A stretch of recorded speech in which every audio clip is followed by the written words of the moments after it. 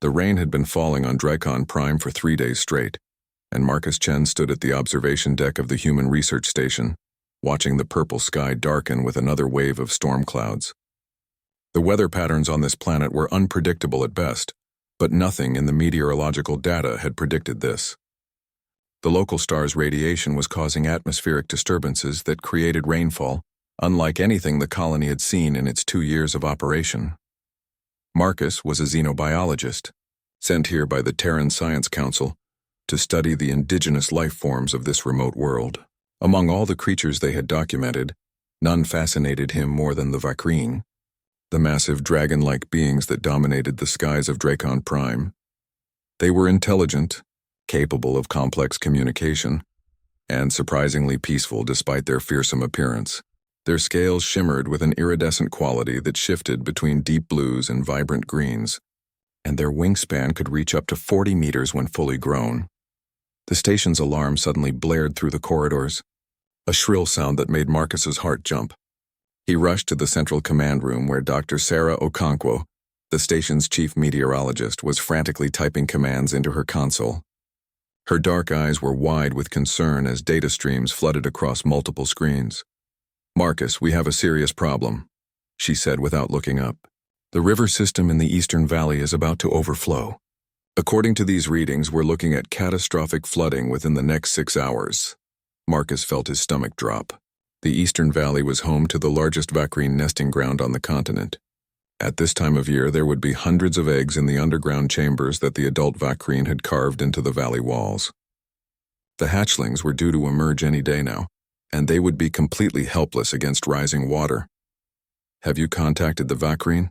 Marcus asked, moving closer to study the data himself. The rainfall measurements were staggering. Over 2 meters of rain had fallen in the past 72 hours, and the storm showed no signs of stopping. Sarah shook her head. "I've been trying to reach Council Elder Zithera for the past hour.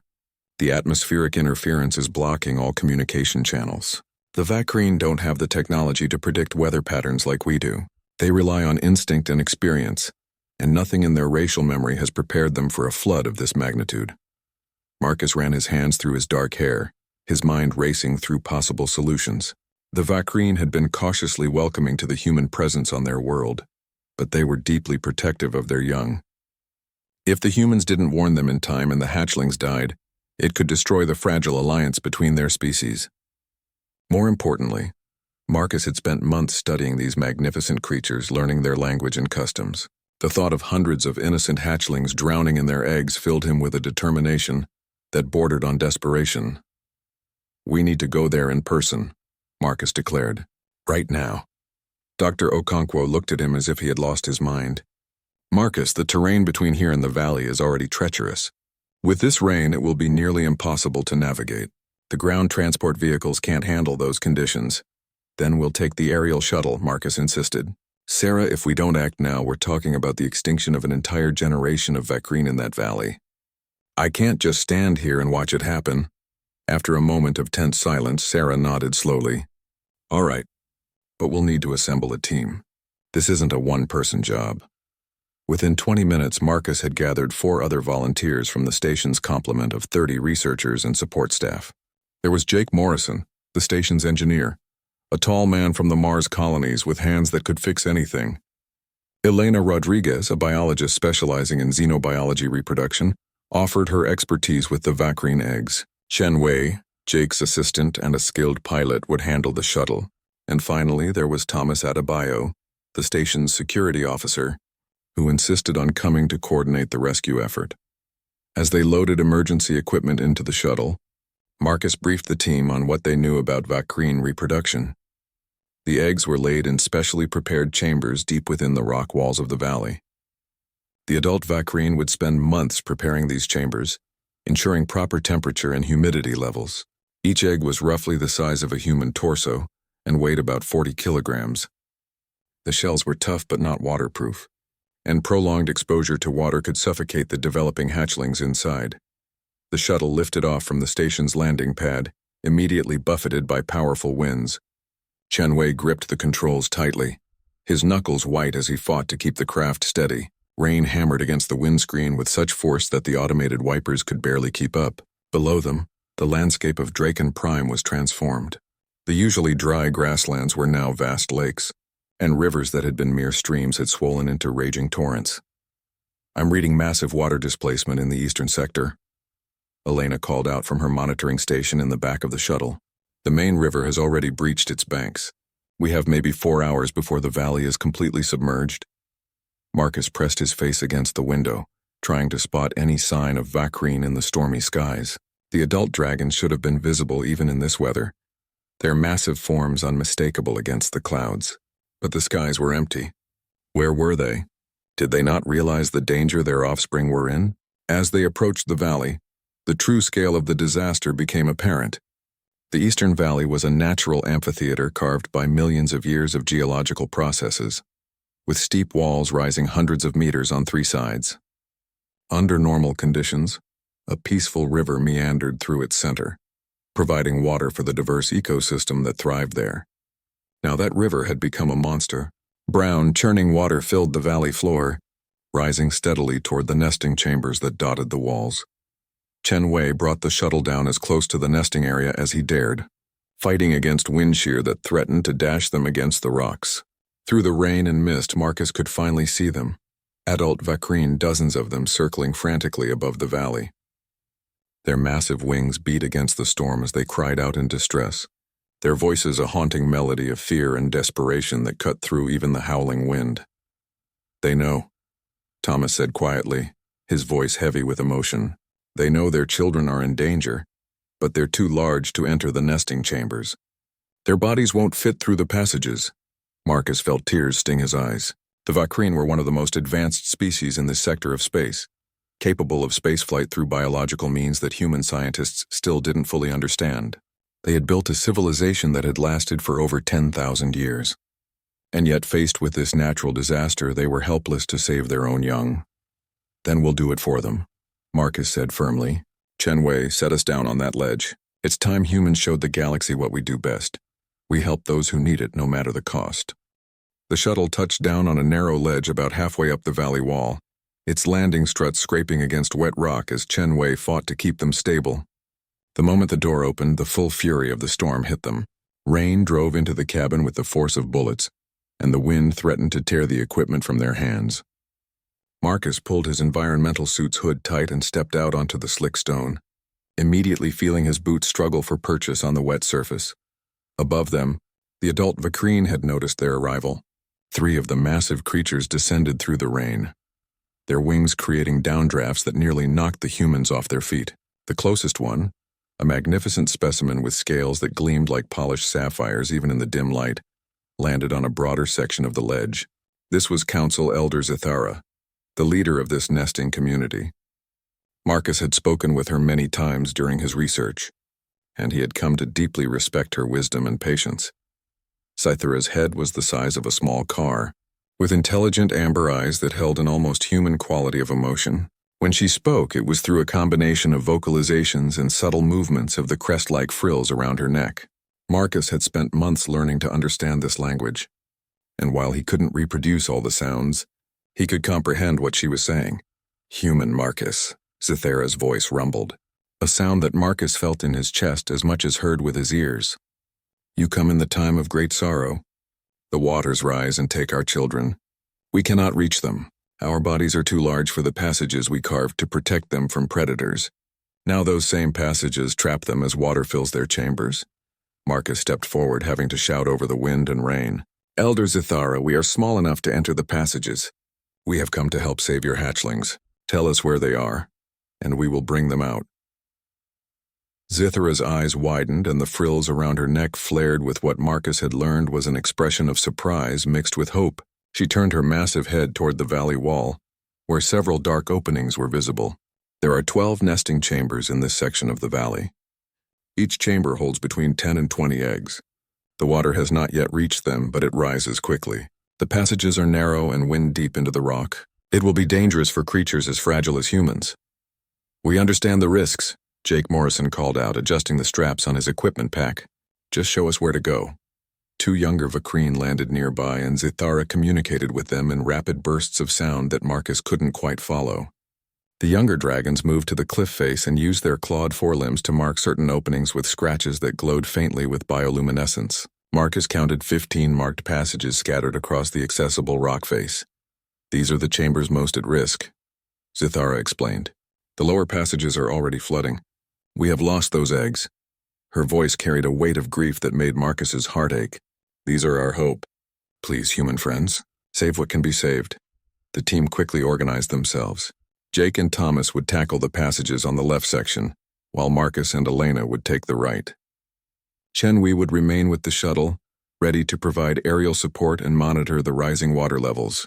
They had brought collapsible transport containers that could be loaded onto anti-gravity sleds, designed to move heavy equipment across rough terrain. Each container could hold about 6 of the large Vacrine eggs. Marcus and Elena approached the first marked passage.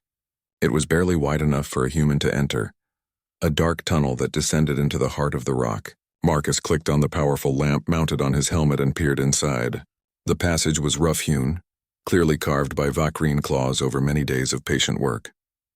The walls were covered in intricate patterns that Marcus recognized as Vacrine writing, prayers and blessings for the young lives that would begin in these chambers. They crawled into the passage, pulling the empty transport containers behind them on the anti-grav sleds. The tunnel twisted and turned, forcing them to squeeze through gaps that seemed impossibly tight. Water was already seeping through cracks in the rock, creating small streams that trickled past them toward the valley below. The air was thick and humid, filled with a musky scent that Marcus associated with the Vacrine. After what felt like an eternity, but was probably only 10 minutes, the passage opened into a chamber about the size of a large room, and there they were, the eggs. 12 of them, arranged in a careful spiral pattern on raised platforms of carved stone. Each egg was a work of art, the shells decorated with natural patterns that resembled clouds or flowing water. They pulsed with a faint internal light, and Marcus knew that meant the hatchlings inside were close to emergence. "They're beautiful," Elena whispered, her voice filled with awe. She ran her scanner over the nearest egg. "Vital signs are strong, but we need to move fast. The humidity in here is increasing. The water must be rising faster than predicted." They worked quickly but carefully, loading the eggs into the transport containers with padding made from special foam that would protect them during movement. Each egg required both of them to lift, the weight awkward and the shells surprisingly warm to the touch. Marcus could feel movement inside some of them, tiny thumps against the shell as the developing hatchlings shifted position. As they loaded the 5th egg, water began to flow into the chamber, not just seeping anymore but pouring through cracks that were rapidly widening. The rock was beginning to give way under the pressure of the rising flood. Marcus and Elena exchanged a glance and wordlessly increased their pace. They managed to get all 12 eggs loaded into 2 containers before the water reached their knees. "Go, go," Marcus shouted, pushing Elena ahead of him toward the passage. The anti-grav sleds floated the containers effortlessly, but maneuvering them through the tight tunnel was another matter entirely. Water was now flowing steadily through the passage, making the floor treacherous. Elena slipped twice, catching herself on the rough walls and leaving skin behind in the process. They emerged from the passage to find Zithara waiting anxiously. When she saw the containers holding her people's eggs, the massive dragon made a sound unlike anything Marcus had heard before, a harmonic note of pure joy and gratitude. Other adult Vacrine swooped down using their massive bodies to shield the eggs from the driving rain. "Where do we take them?" Marcus asked, gasping for breath.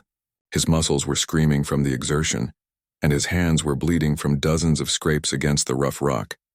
"The high caves, 2 kilometers north," Zithara said. "They are above the flood zone. We have been moving the adult population there, but we could not carry the eggs." "Your containers, they will work?" "They'll work," Elena confirmed. "The anti-grav systems are rated for much heavier loads. We can transport them safely." Jake and Thomas emerged from their passage dragging 3 loaded containers, their environmental suits torn and muddy. Jake's face was pale and there was a nasty bruise forming on Thomas's cheek. 14 eggs, Jake reported. "But that passage is completely flooded now. Nobody else is getting in or out of there." The team spent the next 3 hours in a desperate race against the rising water. They entered passage after passage, each one more dangerous than the last. The water level in the valley continued to climb, and several passages had to be abandoned as too dangerous to enter. Twice, sections of the rock wall collapsed, sending tons of stone plummeting into the churning water below. Once, Marcus found himself trapped when a side tunnel flooded unexpectedly, and only Thomas's quick thinking and strong grip saved him from being swept away. By the time they extracted the last accessible egg, all 4 team members were exhausted, injured, and pushed to their absolute limits. They had rescued 147 eggs from 12 different chambers. It wasn't all of them, not by a long shot, but it was far more than the Vacrine had dared hope for. As Chen Wei flew the shuttle north toward the high caves, following the adult Vacrine through the stormy sky, Marcus looked down at the valley. It was completely submerged now. Nothing but a vast lake where a thriving ecosystem had been just hours before. The lower nesting chambers were lost along with the precious lives they had contained. But 147 hatchlings would live because humans had been willing to risk everything to save them. Elder Zithera flew alongside the shuttle, her massive form visible through the rain-streaked window. When she caught Marcus's eye, she performed a complex aerial maneuver, a gesture he recognized from his studies. It was the Vacrine sign of eternal gratitude, a promise that what had been done this day would never be forgotten. The shuttle touched down on a narrow ledge about halfway up the valley wall, its landing struts scraping against wet rock as Chen Wei fought to keep them stable. The moment the door opened, the full fury of the storm hit them. Rain drove into the cabin with the force of bullets, and the wind threatened to tear the equipment from their hands.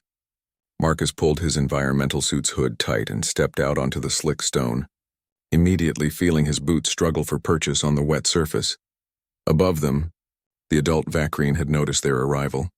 3 of the massive creatures descended through the rain, their wings creating downdrafts that nearly knocked the humans off their feet. The closest one, a magnificent specimen with scales that gleamed like polished sapphires even in the dim light, landed on a broader section of the ledge. This was Council Elder Zithera, the leader of this nesting community. Marcus had spoken with her many times during his research, and he had come to deeply respect her wisdom and patience. Zithera's head was the size of a small car, with intelligent amber eyes that held an almost human quality of emotion. When she spoke, it was through a combination of vocalizations and subtle movements of the crest-like frills around her neck.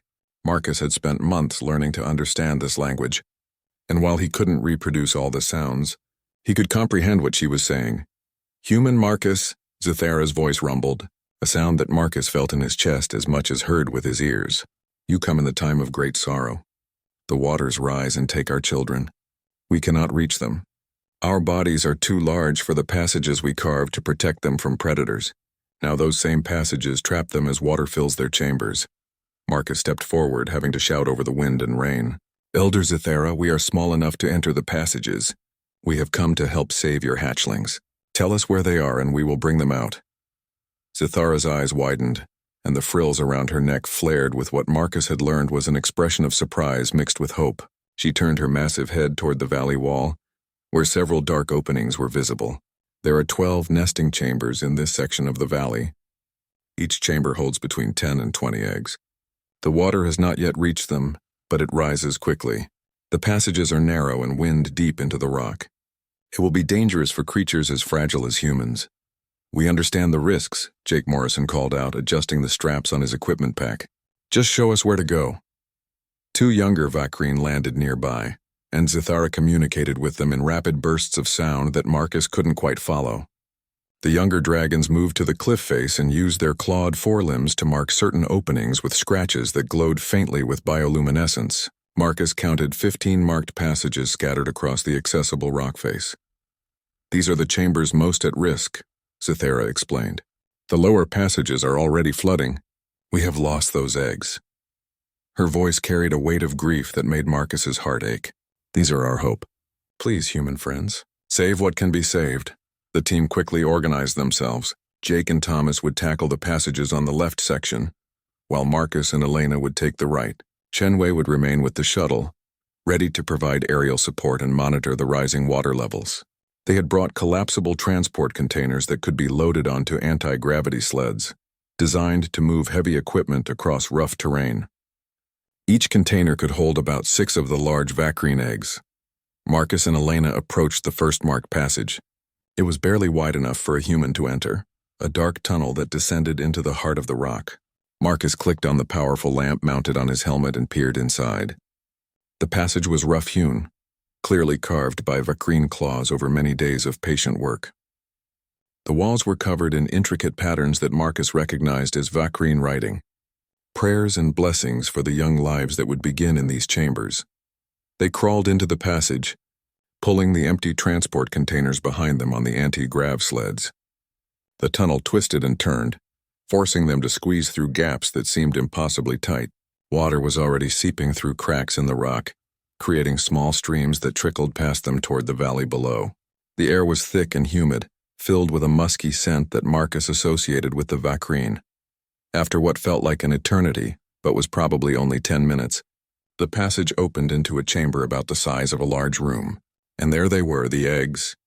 12 of them, arranged in a careful spiral pattern on raised platforms of carved stone. Each egg was a work of art, the shells decorated with natural patterns that resembled clouds or flowing water. They pulsed with a faint internal light, and Marcus knew that meant the hatchlings inside were close to emergence. "They're beautiful," Elena whispered, her voice filled with awe. She ran her scanner over the nearest egg. "Vital signs are strong, but we need to move fast. The humidity in here is increasing. The water must be rising faster than predicted." They worked quickly but carefully, loading the eggs into the transport containers with padding made from special foam that would protect them during movement. Each egg required both of them to lift, the weight awkward and the shells surprisingly warm to the touch. Marcus could feel movement inside some of them, tiny thumps against the shell as the developing hatchlings shifted position. As they loaded the 5th egg, water began to flow into the chamber, not just seeping anymore, but pouring through cracks that were rapidly widening. The rock was beginning to give way under the pressure of the rising flood. Marcus and Elena exchanged a glance and wordlessly increased their pace. They managed to get all 12 eggs loaded into 2 containers before the water reached their knees. "Go, go," Marcus shouted, pushing Elena ahead of him toward the passage. The anti-grav sleds floated the containers effortlessly, but maneuvering them through the tight tunnel was another matter entirely. Water was now flowing steadily through the passage, making the floor treacherous. Elena slipped twice, catching herself on the rough walls and leaving skin behind in the process. They emerged from the passage to find Zithara waiting anxiously. When she saw the containers holding her people's eggs, the massive dragon made a sound unlike anything Marcus had heard before, a harmonic note of pure joy and gratitude. Other adult Vakrine swooped down, using their massive bodies to shield the eggs from the driving rain. "Where do we take them?" Marcus asked, gasping for breath. His muscles were screaming from the exertion, and his hands were bleeding from dozens of scrapes against the rough rock. "The high caves, 2 kilometers north," Zithara said. "They are above the flood zone. We have been moving the adult population there, but we could not carry the eggs. Your containers, they will work?" "They'll work," Elena confirmed. "The anti-grav systems are rated for much heavier loads. We can transport them safely." Jake and Thomas emerged from their passage dragging 3 loaded containers, their environmental suits torn and muddy. Jake's face was pale and there was a nasty bruise forming on Thomas's cheek. 14 eggs, Jake reported. "But that passage is completely flooded now. Nobody else is getting in or out of there." The team spent the next 3 hours in a desperate race against the rising water. They entered passage after passage, each one more dangerous than the last. The water level in the valley continued to climb, and several passages had to be abandoned as too dangerous to enter. Twice, sections of the rock wall collapsed, sending tons of stone plummeting into the churning water below. Once, Marcus found himself trapped when a side tunnel flooded unexpectedly, and only Thomas's quick thinking and strong grip saved him from being swept away. By the time they extracted the last accessible egg, all 4 team members were exhausted, injured, and pushed to their absolute limits. They had rescued 147 eggs from 12 different chambers. It wasn't all of them, not by a long shot, but it was far more than the Vakrine had dared hope for. As Chen Wei flew the shuttle north toward the high caves, following the adult Vakrine through the stormy sky, Marcus looked down at the valley. It was completely submerged now, nothing but a vast lake where a thriving ecosystem had been just hours before. The lower nesting chambers were lost along with the precious lives they had contained. But 147 hatchlings would live, because humans had been willing to risk everything to save them. Elder Zithara flew alongside the shuttle, her massive form visible through the rain-streaked window. When she caught Marcus's eye, she performed a complex aerial maneuver, a gesture he recognized from his studies. It was the Vacrine sign of eternal gratitude, a promise that what had been done this day would never be forgotten.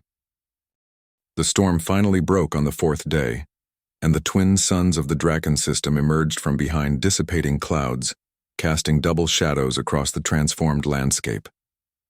Marcus stood at the cave entrance, looking out over what had once been the Eastern Valley. Where there had been a thriving ecosystem teeming with life, there was now a massive lake, its surface still churning with muddy currents. The destruction was total and heartbreaking. Behind him in the caves, the Vacrine had established a temporary community. The high caves were large enough to accommodate the displaced population, but just barely. Adult dragons had to take turns resting because there simply wasn't enough space for everyone to sleep at once. Food was being brought in from other territories, carried by Vacrine flying long distances to help their displaced kin. The humans had returned to their research station only long enough to gather more supplies and send a detailed report to the Terran Science Council before returning to help. However, Elena had barely left the nesting chamber since they arrived. She sat among the eggs for hours each day, monitoring their vital signs and documenting every small change. Jake and Chen Wei were working with several Vacrine engineers, using human technology and Vacrine knowledge to design a better warning system for future flooding events. Thomas had organized the supplies distribution, his military logistics training proving invaluable in managing resources for both species. Marcus had taken on the role of liaison between the humans and Vacrine, translating not just words but concepts and cultural nuances that helped both sides understand each other better. He found himself in constant demand, rushing from one group to another, helping solve problems both large and small. The exhaustion he felt was different from the physical fatigue of the rescue. This was the bone-deep tiredness of someone trying to bridge two worlds and finding that the gap, while not impossible to cross, was wider than he had anticipated. Late in the afternoon of the fourth day, Marcus was discussing geological surveys with Elder Zathara when Elena's voice burst through his communication device with barely contained excitement. "Marcus, you need to get to the nesting chamber right now. It's happening." He ran through the cave passages, his boots slipping on the smooth stone floor. When he burst into the nesting chamber, he found Elena kneeling beside one of the eggs they had rescued from the first passage. The egg was rocking gently, and small cracks had appeared in its shell. The internal glow that all the eggs possessed had intensified, pulsing with a rhythm that seemed almost like breathing. Serene was there, along with 3 other adult Vacrine who Marcus had learned were the parents of various eggs in this chamber. The adult dragons formed a loose circle around the hatching egg, their postures tense with anticipation. This was, Marcus understood, one of the most sacred moments in Vacrine life. The emergence of a new generation was celebrated with joy and protected with fierce determination. "Is this normal?" Marcus whispered to Elena, not wanting to disturb the moment but needing to know if there were any problems. "Completely normal," Elena whispered back, her eyes glued to the scanner in her hands. "The hatchling inside is strong. All the vital signs are perfect. I think the warmth from the geothermal vents and the stable humidity in these caves actually accelerated their development slightly. This little one is ahead of schedule." The cracks in the egg spread wider and a small sound emerged from within. It was a chirping noise, high-pitched and somehow both fragile and determined. The adult Vacrine responded with low, rumbling sounds that Marcus recognized as encouragement. Cyrene leaned closer, her massive head dwarfing the egg, and made a series of soft clicking noises. A small claw punched through the shell, no larger than Marcus's thumb but already showing the iridescent quality that would eventually cover the adult's entire body. The claw waved in the air for a moment, then withdrew. More cracks appeared as the hatchling worked from inside, systematically breaking down the shell that had protected it for months. The process took nearly 2 hours. The hatchling would work for a while, then rest, then work again. The adults never moved, maintaining their vigil with a patience that Marcus found both touching and humbling. Finally, with a last concerted push, a section of the shell fell away, and the hatchling tumbled out onto the soft nesting material. It was tiny, no larger than a house cat with wet, crumpled wings and scales that hadn't yet developed their adult coloration. Its eyes were huge in proportion to its head, a brilliant gold color that would darken to amber as it matured. The hatchling looked around with what could only be described as confusion, taking in the world for the first time. Cyrene made a low, musical sound, and the hatchling's head swiveled toward her. Recognition seemed to dawn in those golden eyes. The hatchling took an unsteady step forward on legs that didn't quite work properly yet. Then another. It moved toward Cyrene with single-minded determination, and when it reached her, the tiny creature made a sound that was a perfect miniature version of the adult Vakrine's voice. "She recognizes me," Cyrene said softly, her voice thick with emotion. While still in the egg, she learned the sound of my voice, the songs I sang while preparing her chamber. She knows I'm her keeper. Then the hatchling turned its head and looked directly at Marcus, those golden eyes fixed on him with an intensity that seemed impossible for such a young creature. The hatchling chirped once, then began moving toward him with the same determination it had shown toward Cyrene. Marcus froze, unsure what to do. The hatchling reached him and, without hesitation, climbed up his leg using tiny claws that were sharp enough to puncture his pants, but not strong enough yet to hurt. It settled itself on his lap and looked up at him expectantly. "She recognizes you too," Elena breathed, her scanner forgotten as she watched the scene with wide eyes. "Marcus, she knows you saved her. Somehow she knows." Cyrene lowered her head until she was at eye level with Marcus. "Our young are born with memories, echoes of what they experienced while still in the egg. She remembers being moved, being carried to safety. She remembers the sounds of your voice through the shell, the vibrations of your steps. You are part of her first story, human Marcus. You always will be." Over the next 3 days, more eggs began to hatch. The nesting chamber became a chaotic nursery filled with tiny Vakrine learning to walk, to eat, to interact with each other and the world around them. The human team found themselves drafted into service as honorary keepers, helping to feed the hatchlings and keep them out of trouble as they explored their surroundings. With boundless curiosity, Jake discovered he had a talent for repairing the minor injuries that hatchlings inevitably inflicted on themselves and each other. Thomas became an expert at corralling groups of hatchlings when they decided to explore areas they shouldn't. Chen Wei spent hours playing what could only be described as games with groups of hatchlings, his laughter echoing through the caves. Elena documented everything with scientific precision, while simultaneously becoming fiercely protective of the hatchlings she had helped save. Marcus found himself particularly attached to the first hatchling, the one who had climbed into his lap. Cyrene had named her Zira, which in the Vakrine language meant morning light. Zira followed Marcus everywhere, chirping for attention whenever he tried to focus on anything else. She was precocious even by Vakrine standards, learning faster than her clutchmates and showing a curiosity that sometimes bordered on recklessness. One afternoon, Marcus was discussing flood prevention systems with a group of Vakrine engineers when Zira suddenly launched herself off his shoulder. Her wings, still small and not yet strong enough for true flight, flapped desperately as she glided toward the cave entrance. She landed badly, tumbling across the stone floor, but immediately scrambled to her feet and kept going. "Zira, no," Marcus shouted, running after her. The cave entrance led to a steep drop, and while adult Vakrine could simply fly away, a hatchling would fall to serious injury or death. He caught up with her just as she reached the edge, scooping her up in his arms. Zira squirmed and chirped in protest, clearly annoyed at being stopped. But then she went still and Marcus followed her gaze. She was staring at the flooded valley, her golden eyes tracking something in the water below. Elder Zythra glided down to land beside them, her massive presence making the ledge feel suddenly crowded. "She senses something," the elder said, her tone concerned. "The young ones are more attuned to certain energies than adults." "What do you see, little Zira?" The hatchling chirped urgently and pointed with one tiny claw toward a specific spot in the muddy water. Marcus squinted, trying to see what had captured her attention. At first there was nothing unusual, just churning brown water and debris. Then he saw it, a flash of color that didn't belong, something moving weakly against the current. "There's something alive down there," Marcus said, his heart rate picking up. "Elder Zythra, can you see what it is?" The ancient dragon's eyes were far superior to human vision. She focused on the spot Zira had indicated, her frills slowly rising in alarm. "It is a survivor from the lower chambers.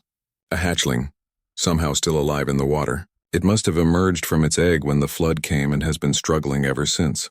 But I do not understand how it has survived this long." 2 weeks after the flood, The waters in the eastern valley had finally begun to recede. What they revealed was devastating. The once thriving ecosystem had been scoured away, leaving behind muddy wasteland dotted with debris and the skeletal remains of trees. The nesting chambers that hadn't been reached in time were filled with silt and broken shells, silent tombs for the hatchlings who hadn't survived. Marcus stood on an overlook with Elder Zithara, surveying the damage. The research station's long-range scanners had mapped the extent of the destruction. It would take years, perhaps decades, for the valley to recover naturally. The Vakreen were facing not just the loss of their traditional nesting grounds, but the disruption of migration patterns, food sources, and cultural sites that had been central to their society for millennia. The valley can be restored. Jake's voice came through the communication device. He was down in the valley itself with a team of Vakreen engineers, taking soil samples and structural measurements. But it won't happen on its own, not in any reasonable time frame. We need to actively rebuild the ecosystem, reinforce the valley walls to prevent future collapses, and redesign the drainage systems to handle extreme weather events. That would require resources we do not have, Zithara said heavily. The Vakreen are not a technological species like humans. We build with claw and wing, with patience and time, to reshape an entire valley, to redirect rivers and stabilize mountainsides. That is beyond our capabilities. Marcus had been expecting this conversation. He had spent the past week in constant communication with the Terran Science Council, arguing passionately for increased support for Draken Prime. The bureaucrats on Earth had been reluctant at first, citing budget concerns and questioning whether humanity should interfere so deeply in another species' world. But Marcus had allies. The story of the rescue had spread through human space, capturing imaginations and touching hearts. Public pressure had mounted, and finally the council had agreed. What if it wasn't beyond your capabilities? Marcus said carefully. What if humans and Vakreen worked together? We have the technology and resources to help restore the valley. You have the knowledge of what the ecosystem needs, the understanding of how to create nesting chambers that work, the cultural wisdom about what this place means to your people. Together we could rebuild it better than before. Zithara turned her massive head to look at him, her amber eyes searching his face. This would be a commitment of years, human Marcus. Your people would need to stay on our world, working alongside mine, sharing knowledge and effort. It would change the relationship between our species. We would no longer be merely observers and observed. We would be partners. Yes, Marcus said simply. We would, and I believe that's exactly what both our species need. The elder dragon was quiet for a long moment. Her frills moving in patterns Marcus had learned indicated deep thought. Finally, she made a sound that resonated through her whole body, a harmonic chord that was picked up by other Vakreen in the area and carried across the mountains.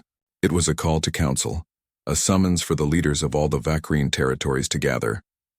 The Great Council convened 3 days later in the ancient meeting grounds, a natural amphitheater in the mountains where Vakreen had gathered for important decisions since before they had discovered fire.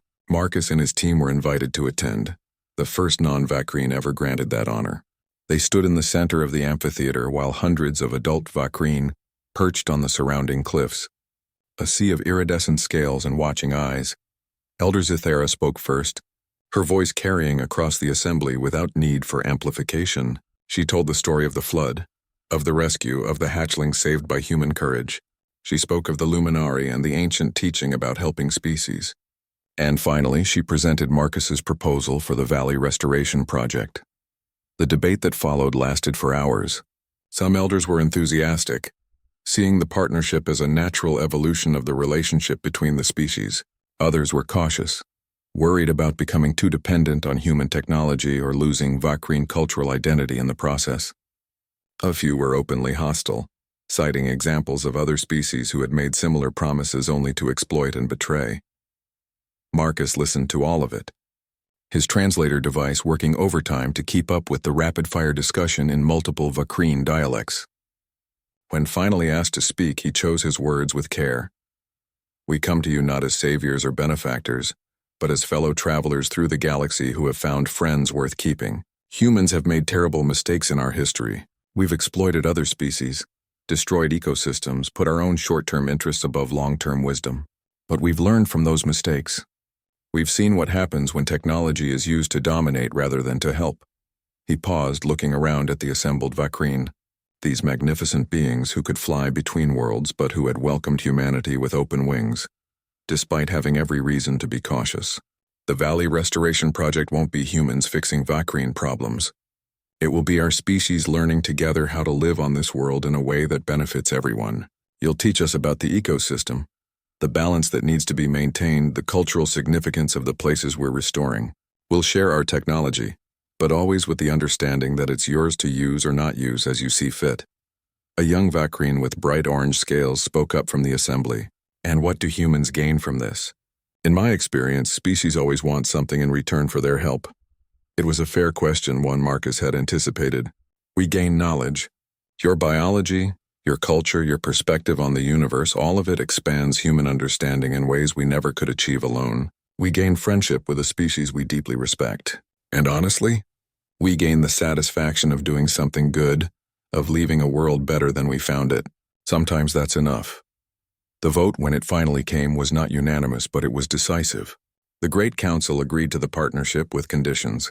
Humans would be granted permission to expand their research station and bring in additional personnel and equipment.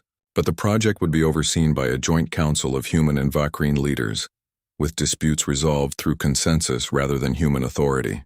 Any technology shared with the Vacrine would come with full documentation and training, ensuring they could maintain and modify it themselves. And, most importantly, the restored valley would remain Vacrine territory, with humans present only as invited guests and partners. Marcus accepted the conditions without hesitation. They were more than fair. They were exactly the kind of balanced partnership he had hoped for. The work began immediately. Ships arrived from human space carrying engineers, ecologists, geologists, and construction equipment, but they also carried something unexpected: volunteers. Word of the rescue and the restoration project had spread through human civilization, and hundreds of people had volunteered to help. They came from all walks of life: retired terraformers who had shaped hostile worlds, young students eager to learn xenobiology, artists who wanted to document the project, families who wanted their children to grow up learning that different species could work together. The Terran Science Council, faced with overwhelming public support, had authorized a massive expansion of the human presence on Dracon Prime. What had started as a small research station would become a proper colony, the first human settlement built explicitly as a partnership with another sapient species rather than as an independent outpost. Jake took charge of the engineering teams, working with Vacrine builders to design structures that combined human precision with Vacrine aesthetic sensibilities. They created new nesting chambers that were more resistant to flooding, but maintained the traditional designs that were important to Vacrine culture. They built water management systems that would prevent future floods while still allowing the river to flow naturally through the valley during normal conditions. Elena led the ecological restoration effort, working with Vacrine naturalists to identify which plant and animal species needed to be reintroduced, and in what order. They didn't simply replicate the old ecosystem, but instead created something more resilient, better able to handle the extreme weather events that were becoming more common as the planet's climate shifted. Thomas found himself managing logistics for the entire operation, coordinating between human and Vacrine work crews, ensuring supplies were distributed efficiently, and solving the 1,000 small problems that arose when two very different species tried to work together. He turned out to have an unexpected gift for it. His military background providing the organizational skills, while his time with the Hatchlings had taught him patience and cultural sensitivity. Chenwei became the chief pilot for supply runs between the orbital station and the planet's surface, but he also started training young Vacrine in human navigation technology. The Vacrine could fly through space naturally, but they had never had the tools to map their journeys or communicate over long distances. The technology Chenwei shared opened up new possibilities for Vacrine exploration and trade, and Marcus became the bridge between the two species, spending his days moving between also continue. The day Zira took her first real flight was a celebration unlike anything Marcus had ever experienced. She was 6 months old now, her wings finally strong enough to support sustained flight. Vacrine tradition held that a hatchling's first flight was witnessed by their keeper and their clutch mates, a small, intimate ceremony. But Zira had insisted with the stubborn determination that Marcus had come to recognize as her defining characteristic, that her human friends be present as well. The launch point was a high cliff overlooking the restored valley. The wind currents there were perfect for a first flight, strong enough to provide lift but not so turbulent as to be dangerous. Zira stood at the edge, her red and gold scales gleaming in the double sunlight, her wings spread wide. Cora stood beside her, having completed her first flight the week before, offering encouraging chirps and nudges. Marcus stood with the other humans, his heart in his throat. Intellectually, he knew that Vakreen were born flyers, that their instincts would guide them safely through this moment. But emotionally, he was watching someone he had come to love as much as any human child, preparing to leap off a cliff, and every parental instinct in his body was screaming at him to stop her. Serene noticed his distress and moved closer, her massive head lowering to his level. "She will fly, human Marcus. Watch and see. Your little Zira was born for the sky." Zira looked back over her shoulder at Marcus, her golden eyes bright with excitement and something that might have been nervousness. She chirped once, a sound that Marcus's translator helpfully informed him meant, "Watch me." Then she leaped. For one heart-stopping moment, she fell. Her wings flapped frantically, but she hadn't quite caught the rhythm needed for flight. Marcus started forward, a useless instinct since there was nothing he could do from this height. Then Zira's wings found their stroke, caught the air, and she soared upward on a thermal current.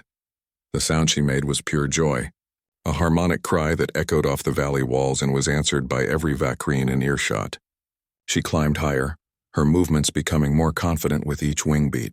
Cora launched herself after her bonded partner, and the two young Vakreen spiraled through the air together, their paths interweaving in patterns that Marcus recognized from his studies as the traditional first flight dance. Elena was crying openly, not bothering to wipe away her tears. Jake was grinning so wide his face must have hurt. Thomas had his arm around Chen Wei's shoulders, both men watching with the proud expressions of parents at a graduation. And Marcus found that his own vision was blurred with tears of joy. Zira flew for an hour, exploring the valley from the air for the first time, seeing her world from the perspective she was born for. When she finally glided back to land on the cliff, her landing was awkward, and she tumbled a bit, but she was laughing. Vakreen laughter was a chittering musical sound, and Marcus had never heard anything more beautiful. She bounded over to Marcus and wrapped herself around him in what humans would call a hug, though her dragon form made it more of an embrace with wings, legs, and tail all involved. "Did you see?" she asked in the Vakreen language that Marcus now understood perfectly. "Did you see me fly?" "I saw," Marcus said, his voice choked with emotion. "You were magnificent, Zira. You were born for the sky. Because you saved me," Zira said, pulling back to look at him with those wise golden eyes. "If you had not carried me from the water-filled chamber, I would never have flown. I would never have seen the world from above, never felt the wind under my wings. You gave me the sky, Marcus. I will never forget." The celebration that followed lasted late into the night. The Vakreen threw a feast in the restored valley with food and music and storytelling. The humans brought their own traditions, teaching the Vakreen about human music and dance. Marcus found himself sitting by a fire with Elder Zithara, watching as members of both species mingled with an ease that would have seemed impossible just a year ago. "You have done something remarkable here," Zithara said, her voice contemplative. "When your people first asked to study us, I agreed because I was curious about humanity. I wanted to understand what drove your species to reach for the stars, to seek out other forms of life. Now I understand. You reach out because you cannot help yourselves. The helping instinct runs deep in your species, deeper perhaps than even you realize." Marcus sipped from his cup, considering her words. "We're not perfect, Elder. There are humans who don't have that instinct, who would exploit rather than help. Our history is full of mistakes and cruelties. Every species has darkness in its history," Zithara replied. "The question is not whether darkness exists, but whether the light is strong enough to overcome it. In humanity, I believe the light is very strong indeed." A commotion near the edge of the gathering drew their attention. A group of Vakreen had just arrived, flying in from the northern territories. Their scales were dusty from a long journey, and their bearing suggested urgent news. The lead Vakreen, an elder Marcus didn't recognize, approached Zithara and began speaking in rapid, agitated tones. Marcus's translator device caught phrases: "disaster in the northern mountains," "mining collapse," "workers trapped," Need help immediately. Zithra rose to her full height. Her frills extended in alarm. She turned to Marcus. There has been an accident in the Northern Territories.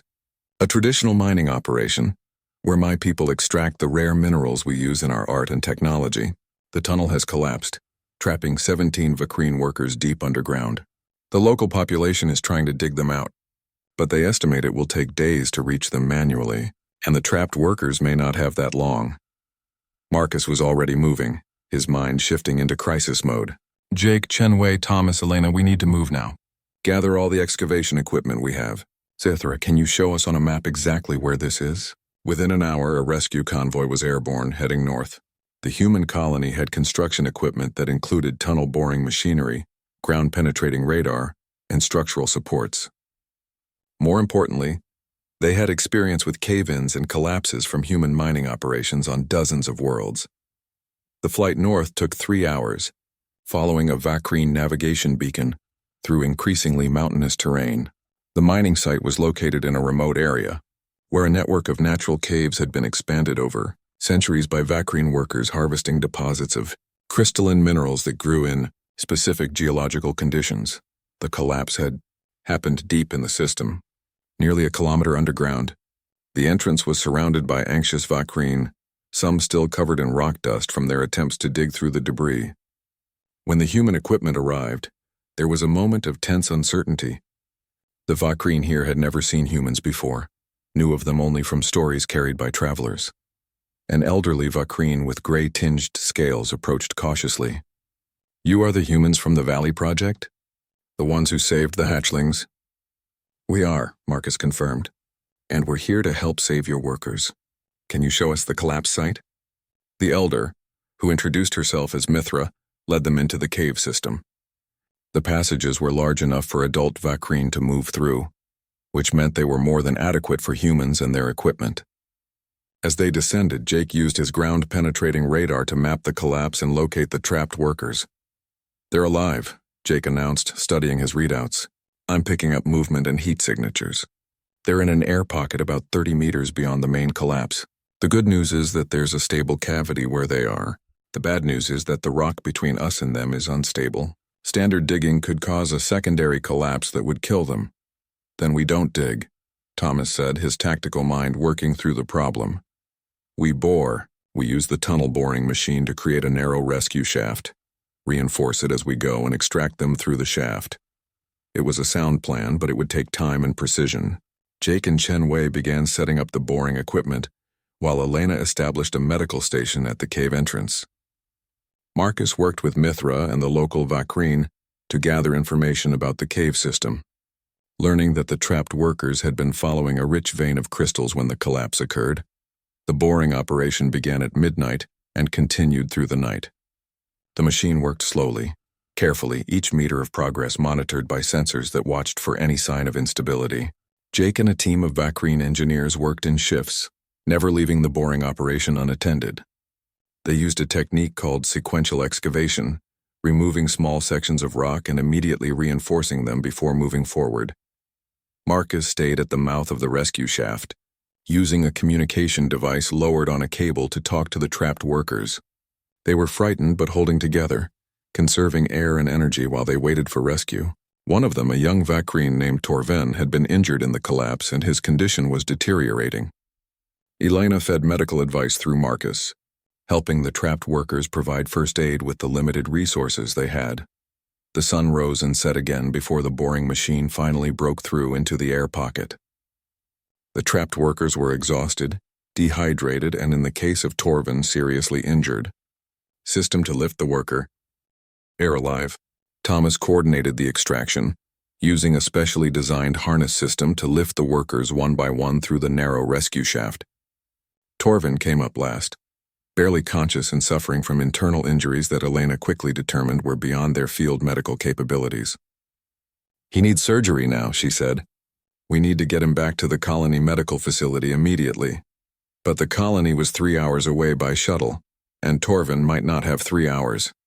Marcus made a decision that would have been unthinkable a year ago. Contact the orbital station. Tell them to dispatch the medical shuttle with the emergency surgical suite. They can meet us halfway, cut our travel time in half. The orbital station responded immediately, launching their advanced medical shuttle with a full surgical team. They rendezvoused with the rescue shuttle an hour and a half later, transferring Torvin to the orbital doctors in mid-flight. The surgery was performed while racing back to the colony, and by the time they landed, Torvin was stable and expected to make a full recovery. The rescued Vakreen and their families gathered at the colony to thank the humans. Mithra approached Marcus with tears in her ancient eyes. "We have lived in these mountains for 10 generations, she said. We have faced cave-ins before, and always we have dug with our own claws, hoping to reach our trapped kin in time. Sometimes we succeeded. Often we did not. Today, because of human technology and human willingness to help, 17 of my people go home to their families." She paused, then continued. "I was one of those who voted against the partnership at the Great Council. I feared human influence, feared losing our way of life. I was wrong.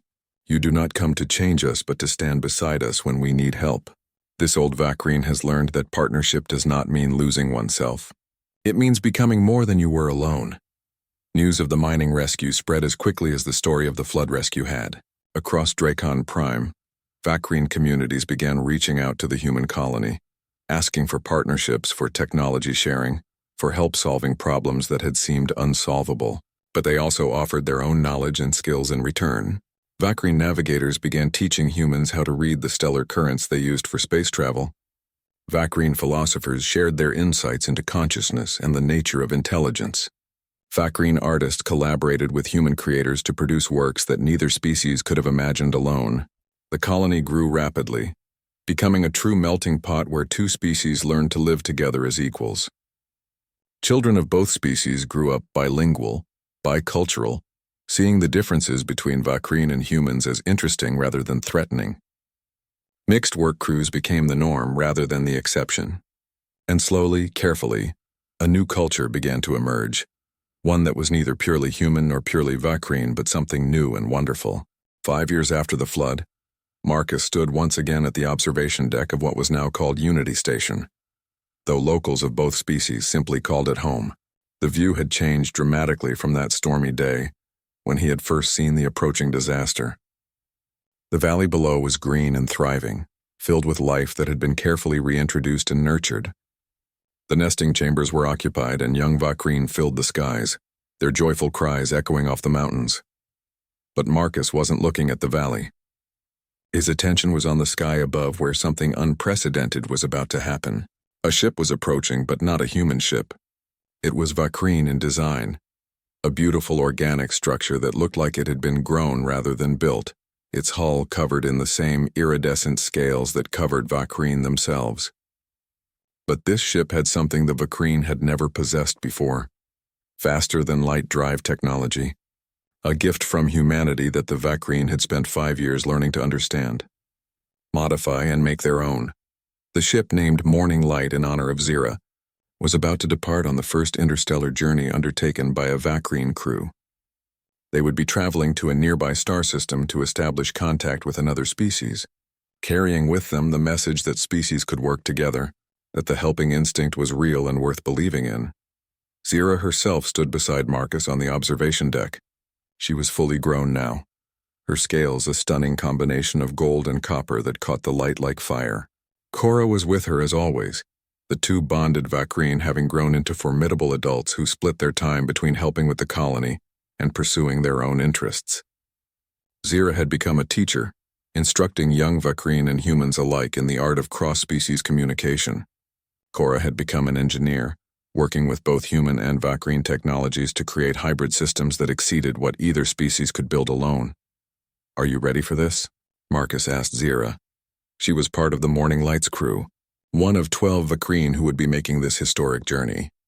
"I am excited and terrified in equal measure," Zira admitted, her voice carrying the harmonics of Vakreen speech that Marcus could now understand without need of a translator. "We go to meet the unknown, to extend the hand of friendship to species we have never encountered. What if they reject us? What if they see us as invaders or threats? Then you do what humans in Vakreen did," Marcus said, placing his hand on her scaled shoulder. "You show them who you are through your actions. You offer help without expectation of return. You prove that the helping instinct exists and that it makes the galaxy a better place. Elder Zethera glided down to join them on the observation platform. She was ancient now, her scales beginning to show the pale quality that came with extreme age among Vakreen, but her eyes were as sharp as ever, and her mind had lost none of its wisdom.